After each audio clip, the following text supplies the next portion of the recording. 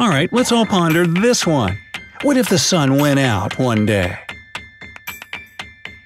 A lot of us take the sun for granted. On sunny days, we complain that it's too hot. Yet, when it's raining for days on end, we miss that big old ball of burning gas. But have you ever wondered what would happen if the sun just suddenly stopped shining? Well, the first thing that probably comes to your mind is that it would get a whole lot darker and colder. True, but that doesn't even begin to describe what kind of catastrophic event it would be. Because eventually, humankind would meet its imminent demise. Aren't you glad this is called the bright side? Well, just for fun, this is what some scientists think would probably happen. So get your flashlights out. In the first few minutes after the sun stops burning, life goes on as usual here on Earth because the sunlight itself is still traveling toward the planet. But after 8.5 minutes, the skies go black, as if someone just flipped a switch. The whole entire planet is plunged into darkness. Families enjoying a nice picnic in the park, beachgoers basking in the warm sun, anyone out for a midday stroll feels especially shocked and terrified. But no matter what hemisphere you're in, it's now the dead of night everywhere across the globe. And forget about moonlight. You can't see the moon now since there's no sunlight for it to reflect. No sun, no moon. Now all you see is billions of stars shining in the sky since the light coming from the sun can't outshine them. Just imagine looking at your watch, seeing 3 p.m. in the middle of the day, yet a night full of stars. What's more, the disappearance of the sun sets off changes and disturbances in the Earth's ionosphere and magnetic field. As a result, the blanket of darkness may be disrupted by the aurora borealis, or the northern lights. So far, other planets are still visible in the sky. For example, we can still see Jupiter for another hour or so because this is how long it takes the remaining sunlight to bounce off Jupiter and return to Earth. After an hour, once everybody has realized the situation they're in, people settle down to enjoy the peace and quiet. Nah, panic ensues on the side of the planet where it's supposed to be daytime. And it's not just hysteria. People also feel incredibly sad. And that's because natural sunlight works as a mood enhancer. So, devoid of this, people start to fall into the depths of depression. On the flip side, there's money to be made selling tranquilizers. But it's not all good news. There are some power outages that cause problems with communication systems. Solar panels are now rendered obsolete. But overall, electricity continues to function, and cities remain lit up until the power goes out for good. The temperature across the globe drops by several degrees and just keeps going down.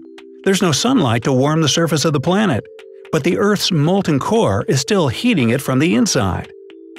Plus, the greenhouse effect keeps the temperatures from dropping too drastically, at least within the first 24 hours. So, a day has come and gone, and the sun still hasn't returned. If it weren't for the bright side, the planet would be in utter chaos. Authorities are at a loss and have no control over the situation.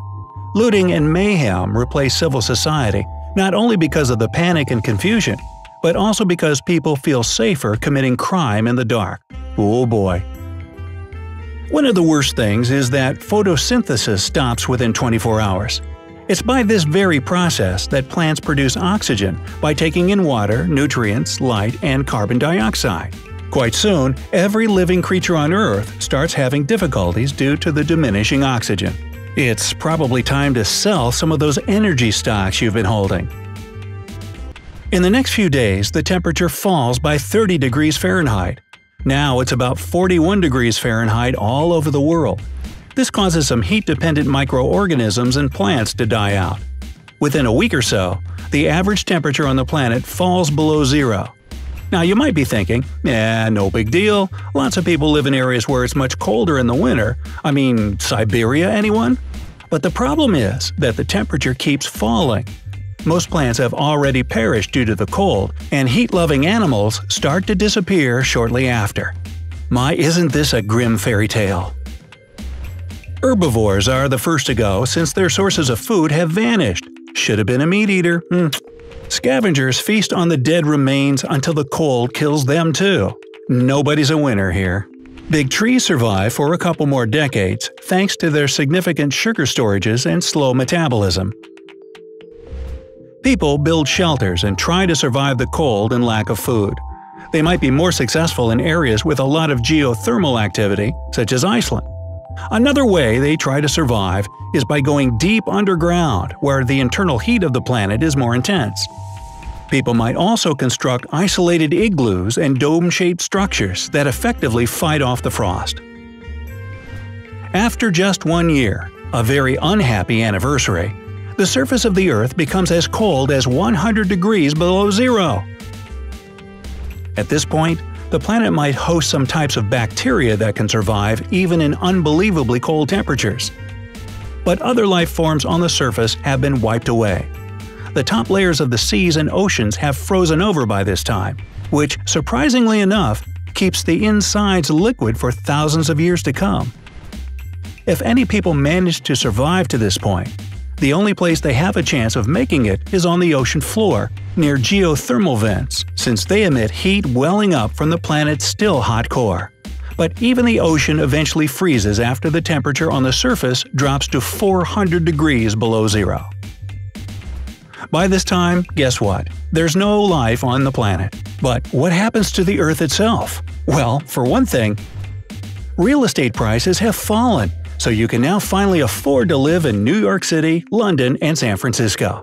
Well, if you were alive. Now, normally the Earth orbits the Sun at an unbelievable speed of 67,000 miles per hour. But if the Sun stops burning, its gravitational pull vanishes, and it no longer keeps the planets in their orbits. As a result, guess what? The Earth flies away into outer space at the same speed. To understand this better, imagine tying a small rock to a string and swinging it over your head in a circle. When you let it go, the rock flies away from you in a straight line, and probably hits that kid down at the corner. Ouch! So this string is like the gravitational force that holds the Earth in its orbit. Without this force, the planet will wander away. But unlike the rock that will slow down and fall to the ground because of gravity, in the vacuum of space, the Earth will just keep going at speeds of 67,000 miles per hour. Bye-bye! Chances are that the Earth will collide with a comet, an asteroid, or another planet. But if this doesn't happen, where will our planet end up? After about 43,000 years, the Earth will near Alpha Centauri, the closest star to us. In 1 billion years, it will have traveled 100,000 light-years. That's the entire length of the Milky Way galaxy. You knew that. Of course, along the way, our planet can get pulled into a black hole. After all, there are over 1 billion black holes in the Milky Way alone. Or it may find itself a new sun and join its solar system. In any case, if the sun just stops working, the future of our planet will turn into an exciting adventure across space. Unfortunately, none of us will be around to enjoy the ride. Now, wasn't that fun? Just remember though, this scenario was just a hypothetical what-if. As for the real future of the Earth, it'll stay firmly tied to the Sun. In several billion years, our beloved star will increase in size and turn into a red giant. It will consume Mercury, Venus, Earth, and Mars. 5 billion years after that, the Sun will implode upon itself, throwing off its outer layer and leaving just a tiny dense core, turning our Sun into a white dwarf. Hopefully by that time, humanity will have found ways to explore and colonize other planets orbiting younger stars. But if not, well, that's a terrifying scenario to imagine.